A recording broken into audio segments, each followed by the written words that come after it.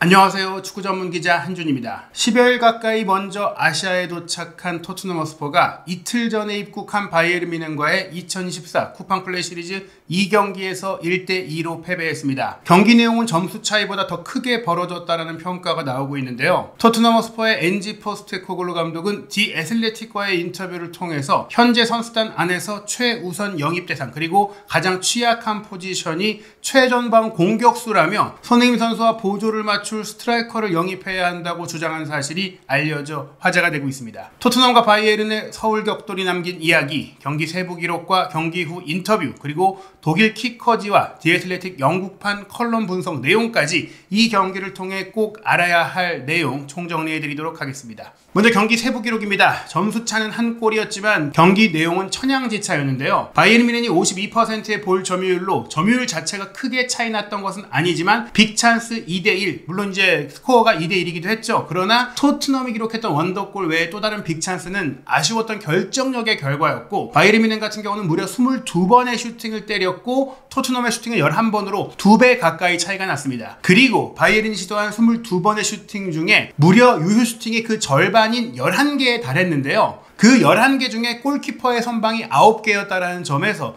바이에른 뮌헨이 더 많은 골을 충분히 넣을 수 있는 경기 내용이었고, 그러한 파상 공세 속에 세트피스 기회, 코너킥 기회도 무려 10번이나 나왔습니다. 그러한 과정 속에 파울 숫자도 바이에른 뮌헨이 15번으로 많았는데, 이 부분은 바이에른 뮌헨이 이 경기를 내용과 결과를 모두 가져가겠다는 강한 의지로 조금 더 강하게 집중도를 짧은 준비생에도 불구하고 보여줬다는 거예요. 특히 이날 오른쪽 풀백으로 뛴 샤샤 보이 선수 같은 경우에는 토트넘 공격진에서 거의 유일하게 위협적이라고 할 수 있었던 손흥민 선수를 철저하게 마크하고 밀착 방어를 하면서 괴롭혔던 부분, 이게 정말 프리시즌의 친선 경기가 맞냐고 생각이 될 정도로 마치 챔피언스리그의 토너먼트 경기가 아닌가 싶을 정도로 사력을 다해 막는 모습, 실제로 손흥민 선수가 이례적으로 경기 중에 심판 향해 거세게 항의하고 짜증을 보일 정도로 치밀한 수비를 보여줬거든요. 이런 것들은 어떻게 보면 콤파니 감독이 올 여름에 바이에른 뮌헨 감독으로 부임하면서 따라왔던 수많은 의심들을 지우기 위한 최적의 방법, 무엇보다 이 경기를 앞두고 독일에서 치렀던 뒤렌과의 친선 경기 1대1 무승부 이후 따라왔던 의심의 시선들을 불식시키기 위해 이 경기 반드시 내용과 결과의 두 마리 토끼를 다 잡겠다라는 강력한 의지를 표출한 것이 경기 내용으로 그대로 반영이 됐다. 이제 막 부임한 콤파니 감독인데, 지난해 여름에 부임해서 2년차 풀시즌을 맞이하고 있는 포스테코글루 감독 입장에서는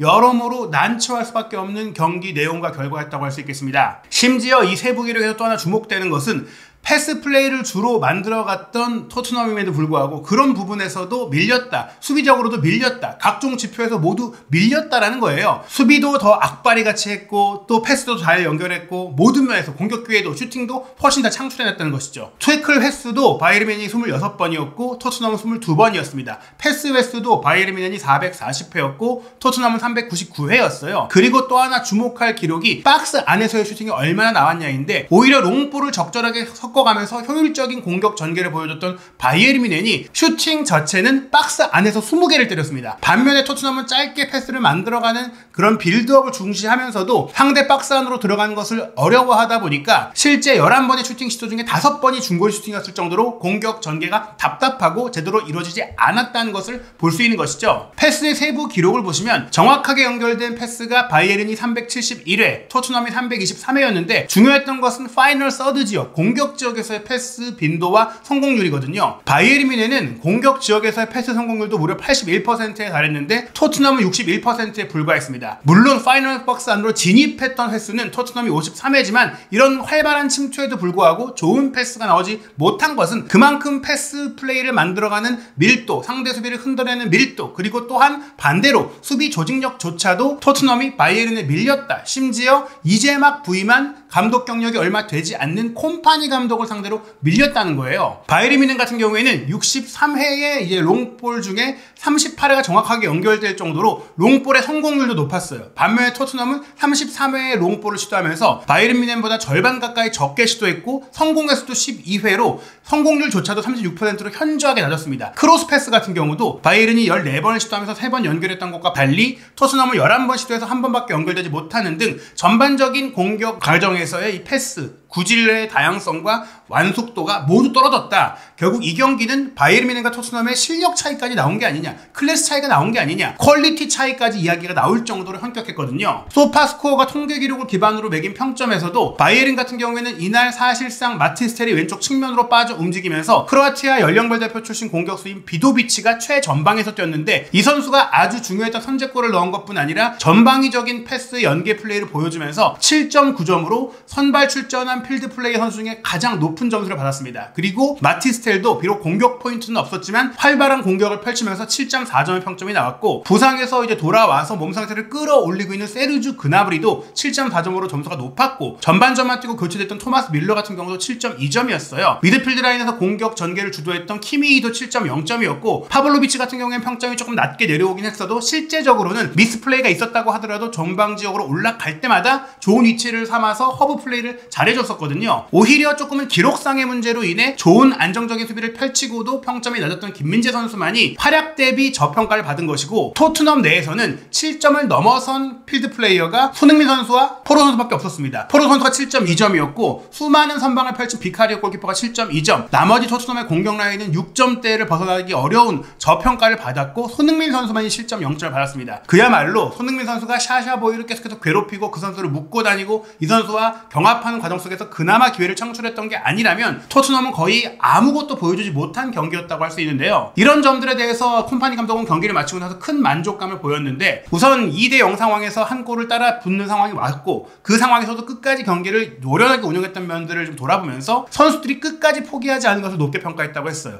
프리시즌 경기이지만 결과를 내고자 했던 선수들의 위닝 멘탈리티를 칭찬한 것이죠. 전 후반에 선수를 많이 교체했기 때문에 경기 양상이 달랐다고 했는데, 실제로 입국한 지 얼마 되지 않았고 또 피지컬 훈련이라든지 여러 다양한 훈련 과정들이 토트넘과 비교했을 때 실제로 치른 경기 수 자체가 적다 보니까 토트넘이 꽤 오랜 시간 주전 조합을 뛰게 한 것과 달리 바이에른 뮌헨은 전반전 끝나자마자 상당수 교체하고 후반전 초반에도 꽤 많은 선수들을 빨리 교체해줬기 때문에 어떻게 보면 더 힘든 경기를 치렀던 게 바이에른 뮌헨인데 더 안정적이었다는 것이죠. 그 과정을 긍정적이라고 평가하면서 어느 경기든 이런 정신력을 요구한다며 선수들이 보였던 정신 자세와 태도를 높게 평가했습니다. 이러한 정신은 시즌에 돌입한 정식 경기든 현재 치르고 있는 친선 경기든 마찬가지다. 그게 내가 현재 바이에른 뮌헨 선수단에게 요구하는 것이다 라고 하면서 매 경기, 친선 경기이든 공식 경기이든 전심전력을 다해서 치르는, 그리고 모든 선수들이 그렇게 움직이는 것을 강조하고 있고 그 과정 속에서 다양한 조합을 찾고자 한다는 이야기까지 했습니다. 후반전에 교체로 들어가서 결승골을 넣은 고레츠카에 대해서 최근에 사실 이적설도 많았던 상황이잖아요. 고레츠카 뿐만이 아니라 모든 선수가 현재 뮌헨 스쿼드에 포함되어 있다면 모든 경기에 최선을 다해야 한다고 말했습니다. 이날 후반전에 출전했던 마즈라위 같은 경우도 맨유 이적설이 한창 나오고 있지만 끝까지 전심전력을 다해서 뛰는 모습을 봤을 때 콤파니 감독이 생각보다 굉장히 뛰어난 감독으로서의 리더십을 이미 선수단에서 보여주고 있다, 바이에른 뮌헨에서 보여주고 있다고 생각할 수 있겠습니다. 한국 투어를 하면서 참가한 모든 선수들이 힘든 훈련 과정을 이기면서 시즌을 준비하고 있고, 날씨도 운동장 상태도 어려웠지만 그럼에도 핑계대거나 불평불만 갖지 않고 포기하지 않는 모습, 특히 구성원 모두가 이렇게 준비를 하고 있는 게 만족스럽다라면서 콤파니 감독은 만면에 웃음을 지으면서 이번 경기를 마쳤는데요. 개인적으로 명수비수 출신이기 때문에 또 현재 지난 시즌에 가장 큰 숙제로 꼽혔던 수비 조직력에 대해 질문을 받자 개인보다 팀을 언급해줘도 고맙다라고 또 여유 있는 답변을 하면서 수비 전환 내지는 공을 잃었을 때 모든 선수들이 수비에 빨리 가담하고 또 위치를 찾는 것을 봤다라면서 수비 조직이 빠르게 좋아지고 있다라고 긍정적으로 평가했습니다. 물론 그렇지 않은 장면도 있기는 했고 보완을 해야 되겠지만 매 순간 우리가 함께 수비하는 것을 훈련을 통해 준비하고 있고 앞으로 해나갈 것이다. 특히 이번 경기에서 아쉬웠던 장면들이 나왔던 것은 선수들마다 몸 상태가 다르기 때문이라고 설명을 했는데요. 휴가가 길었던 선수들도 있었고 또 여름에 다른 국제대회를 치는 선수들도 있었고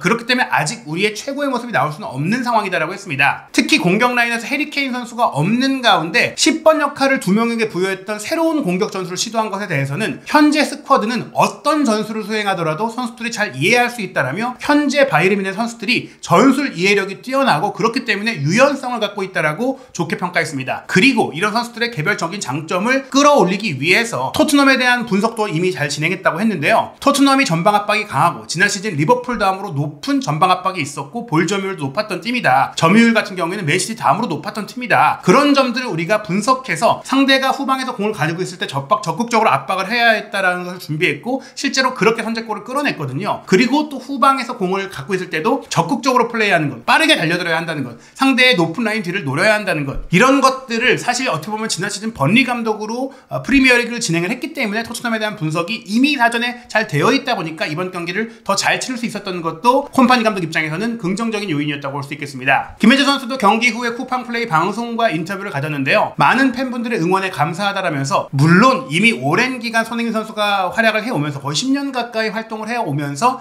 한국 내에 토트넘의 인기가 더 높았던 것이 사실이고 이날 경기도 토트넘의 유니폼으로 입고 찾아온 팬들이 굉장히 많았거든요. 인기 면에서는 우리가 진 것 같지만 그래도 경기를 이긴 것 같아서 만족한다는 말로 조금은 이제 손흥민 선수의 대결에서 판정승을 했다는 것을 자부했는데요. 물론 손흥민 선수와의 맞대결에 대해서는 흥민이 형이 당연히 좋은 선수고 경기 전에 서로 마주치지 말자고 서로 같이 얘기를 했었다. 서로 이제 같이 경쟁하고 싸우고 이런 게 부담스럽기도 하고 또 아직은 뭐 친선 경기 단계니까 무리할 필요가 없다라는 부분도 있겠죠. 어찌됐거나 생각보다 마주칠 일이 크게 없었다라고 했는데 실제로 손흥민 선수가 왼쪽 측면 공격수로 나오고 김민재 선수가 오른쪽 센터백으로 나왔기 때문에 많이 마주칠 수도 있는 그런 위치에서 나왔지만 토트넘이 공을 잡고 손흥민 선수에게 전달하기 전에 이미 상대 지역에서 장악을 하는 축구를 하다 보니까 전반전 특히 양팀이 주전으로 나온 시간 동안 두 선수가 직접 부딪히는 상황이 거의 없었고 후반전에도 한두 번밖에 나오지 않은 가운데 두 선수 모두 교체 아웃이 됐었습니다. 김민재 선수는 이날 경기에서 최전방 공격수로 뛰었던 쿨루셉스키와 주로 많이 경쟁하고 부딪히는 상황들이 있었는데 김민재 선수는 그에 대해서 어려운 경기였고 힘겹게 이겼다라고 했어요. 물론 바이에른 뮌헨 팀 역시 유로 대회 이후 참가하지 못한 선수들이 있다 보니까 완전체가 아니다. 그리고 콤파니 감독이 원하는 축구를 준비하고 있다. 이렇게 얘기하면서 아직 만들어가는 팀이라고 얘기했는데요. 이날 만원 관중이 또 한번 찾아온 것에 대해서 감사를 표했고 다음에 또 우리가 서울에 온다면 바이에른 유니폼도 많이 입어줬으면 좋겠다. 그러면 감사할 것 같다라고 또 웃으면서 농담 삼아 인터뷰를 했습니다. 경기 후 믹스트존에서 클루셉스키 선수도 자신을 전담 마크했던 김민재 선수에 대해 이야기를 했는데요. 원래 좋은 선수라는 걸 알고 있었는데 경기를 해보니까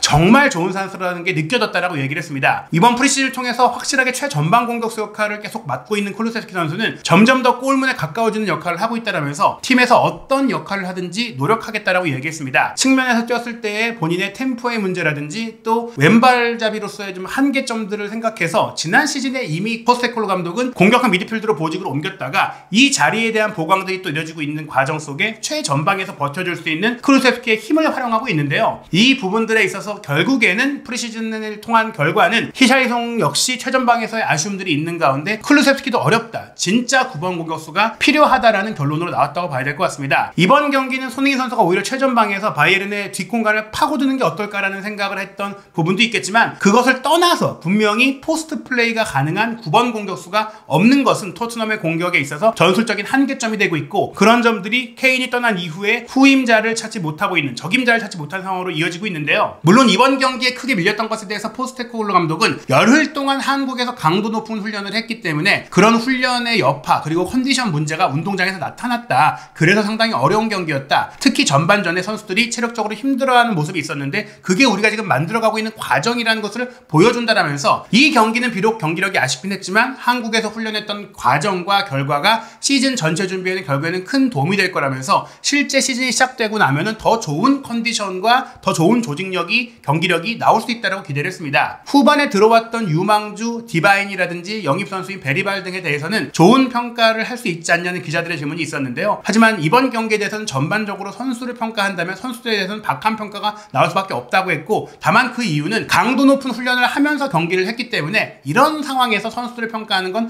맞지 않다라고 얘기했어요. 그러한 과정 속에서도 선수들이 모든 것을 쏟아낸 것을 높게 평가한다고 하면서 또 강팀을 상대로 이런 모습을 보여줬다는 것에 대해서 긍정적이라면서 선수들이 많이 지쳐있다. 더운 날씨이기도 하고 체력 훈련도 많이 했다. 그래서 오늘 우리 경기력은 우리의 최정상의 경기력은 아니라고 다시 한번 강조했습니다. 또한 이번 프리시즌 같은 경우에는 하필 또 센터백 포지션의 선수들 로메로와 반더벤 그리고 드라고신도 늦게 오게 됐잖아요. 이런 이탈들 때문에 수비라인 또 풀백라인의 부상자 우도기의 문제 등으로 인해서 선수들이 본인의 주 포지션이 아닌 위치에서 뛰어야 하는 상황도 꽤 많이 있었어요. 스킵과 돈리 역시 마찬가지죠. 수비형 미드필더인 스킵이 센터백으로 뛰고 또 공격형 미드필더인 돈리가 레프트백으로 뛰어야 했던 상황들도 있었는데 이런 것들도 어떻게 앞으로 반영할지를 생각할 수 있는 기회가 됐다라고 긍정적으로 돌아봤습니다. 열흘 동안의 많은 훈련으로 팀을 만들어가는 과정을 아시아 투어에서 보냈다고 했고 특히 이 아시아 투어에서 체력적으로 많이 끌어올렸다라고 돌아봤던 포스테콜로 감독인데요. 훈련에서 경기까지 진행한 과정 속에 많은 걸 얻고 돌아간다. 특히 체력의 기초를 단단하게 다졌다. 또한 이제 이 경기를 통해서 보완할 점도 확인했다라고 했고요. 이제 두세 명의 선수가 합류할 경우에 빠르게 녹아들어서 개막전을 준비를 할 때는 더 좋은 경기력이 될 것 같다고 얘기했습니다. 특히 주전 수비수 3명이 오지 못한 부분들을 알고 준비했다라고 얘기도 했는데요. 결국에는 프리시즌은 승점이 없다. 준비 과정이기 때문에 긍정적으로 본다라고 돌아갔습니다. 개인적으로 포스테코글루 감독은 J리그에서 윤일록 선수, 셀틱에서 오현규 선수, 이제 토트넘에서 손흥민 선수를 지도했고 양민혁 선수까지 만나게 됐는데 한국 취재진이 한국 선수들의 특징에 대해 묻자 포스테코글루 감독도 덕담을 남겼어요. 동아시아에서 생활할 수 있었던 게 행운이라고 하면서 그러면서 동아시아의 문화를 이해할 수 있게 됐고 그게 또 좋은 선수들과의 인연으로 이어졌다고 하면서 한국은 정신 체력적으로 더 잘 준비된 선수들이라고 하면서 그런 상태에서 유럽으로 나오기 때문에 또 좋은 성과를 내고 있다고 했습니다. 지금 활약하고 있는 선수들이 또 길을 많이 열어줬기 때문에 새로운 세대 그리고 어린 선수들이 더 많이 유럽으로 나올 수 있을 것이다. 그러면서 이 선수들의 활약도 기대한다라고 얘기를 했는데요. 이번 토트넘과 바이에른의 경기에 대한 평가는 외신의 반응도 크게 다르지 않았습니다. 독일의 정론진 키커 역시 서울의 경기의 즐거움이라는 헤드라인으로 이 경기를 정리하면서 압도적인 바이에른이 토트넘을 꺾었다라며 2대1로 이겼지만 완승이었다. 한국 원정에서 치렀던 유일한 테스트에서 승리했다. 특히 전반전의 내용을 고려한다면 더 큰 차이로 이겼을 수 있는 승리였다라고 했습니다. 로타흐 에게른과의 콤파니 감독의 첫 프리시즌 경기 14대1의 대승이 있었지만 거의 아마추어에 가까운 팀이었고 특히 뒤렌과의 경기 1대1 무승부는 굉장히 아쉬운 모습이었는데 이번 토트넘과의 경기는 시작부터 눈에 띄는 새로운 플레이 스타일을 보여줬던 감독의 효과가 드러났다라면서 굉장히 좋은 평가들이 독일 언론에서 나오고 있는데요. 다만 8월 10일 토트넘 호스퍼 스타디움에서 한 번 더 맞붙을 때는 케인이 또 뛰기 때문에 어떤 모습이 나올지에 대한 기대감까지 커지고 있습니다. 반면에 세계적인 스포츠 웹진 디 애슬레틱의 영국판 같은 경우에는 헤드라인으로 토트넘은 또 다른 센터포워드가 필요하다라고 이야기했는데 이 센터포워드의 요인에 대해서는 디 애슬레틱의 개인적인 의견이 아니라 포스테코글루 감독의 의견이라고 강조했습니다. 이 컬럼 내용을 살펴보겠습니다. 토트넘 허스퍼는 서울에서 열린 바이에른 뮌헨과의 경기에서 1대2로 패배하며 프리시즌 일본과 한국 투어를 마무리했는데 이 경기는 또 다른 센터포워드의 필요성을 강조하는 경기였습니다. 20살 미드필드인 가브리엘 비도비치가 바이에른 뮌헨의 선제골을 터뜨렸고 레온 고레츠카가 56분 만에 리드를 2배로 돌렸는데요. 페드로 포로가 페널티 에어리어 밖에서 잘 때린 슈팅으로 엔지 포스테코글루 감독의 토트넘에 한 골을 만회하게 했지만 동점골을 넣기에는 애를 먹어야 했습니다. 토트넘의 체력이 바닥난 걸까요? 이번 프리시즌 기간에 고갈된 체력의 영향일지에 대한 화두를 던졌는데요. 포스테코글루 감독 본인이 이번 경기를 마치고 나서 선수들이 체력적으로 지쳐 있었으며 아시아에서 할 만큼 했다라고 이야기했다고 했습니다. 다만 그런 면들을 차치하고라서도 경기력이 좋았는지에 대해 묻는다면 아니요라고 했는데요. 다만 그 부분들이 이 기술적인 결함들은 이미 모두가 알고 있는 부족한 점을 강조했던 것이라면서 토트넘이 애초에 갖고 있던 문제라고 했습니다. 열흘 동안 토트넘 선수단과 함께 동행함을 취재하면서 무더위 속에서 지쳐가는 모습을 지켜봤다라고 했던 디 애슬레틱의 스태포드 기자인데요. 이번 경기를 앞두고 선수들 중에 경쟁할 만큼 충분한 에너지를 가진 선수가 거의 없었다는 것은 분명하다면서 이게 굳이 포스테코글루 감독의 변명이었던 것은 아니고 실제로 무더위 속의 체력 훈련으로 인해 토트넘 선수들이 지쳤던 건 사실이라고 보도했습니다. 그것이 경기 중에 계속해서 드러났다고 했는데 바이에른 뮌헨은 토트넘이 감당할 수 없도록 공이 있을 때나 없을 때 모두 양쪽 측면에서 틈을 만들고 또 공을 소유했을 때 바이에른 선수들을 토트넘 선수들이 적절하게 압박하지 못했기 때문에 이렇게 파상 공세를 허용할 수밖에 없었고 오히려 출전 시간이 적었던 어린 선수들을 투입했던 후반전에 토트넘이 개선된 것은 그 요인과 맞닿아 있다라고 소개했습니다. 그럼에도 불구하고 매우 익숙한 패턴에 의존하면서 기회를 창출했던 것, 피로감이 있든 신선하든 토트넘 축구에 종종 존재하는 것처럼 보이는 취약점이 두드러진 것은 이 상황을 관대하게 보기 어려운 이유라고 했는데요. 즉 지금 드러나는 문제점들이 체력적인 요인을 떠나서 지난 시즌에도 나왔던 단점들이기 때문입니다. 팬들은 이적 활동의 부족으로 인해 화를 낼 것이다 라고 얘기를 했는데 즉 올 여름 이적 시장에 대해 불만이 클 거라는 것이죠. 영입이 있어야 다양성과 진화의 원천이 될 수 있기 때문이라는 것인데 포스테코글루 감독 본인도 이것을 부정하지 않고 있다고 합니다. 디 애슬레틱에 따르면 포스테코글루 감독은 새로운 영입의 필요성에 대해 공개적으로 언급해왔으며 특히 최전방에 새로운 영입이 필요하다고 말했는데요. 지난 금요일에 디 애슬레틱이 포스테코글루 감독과 직접 이야기를 나눴을 때 그는 센터포워드가 현재 토트넘 선수단에서 가장 취약한 부분이며 이적 기간이 끝나기 전에 가장 보강이 필요한 부분이라고 인정했다고 했습니다. 이 포지션에 대한 투자 없이는 토트넘의 공격 플레이가 다양해지기 어렵다라고 진단했는데요. 히샬리송은 이미 자신이 무엇을 제공할 수 있는지를 다 보여줬기 때문에 건강한 모습으로 남는다면 가치 있는 선수가 될 수 있겠지만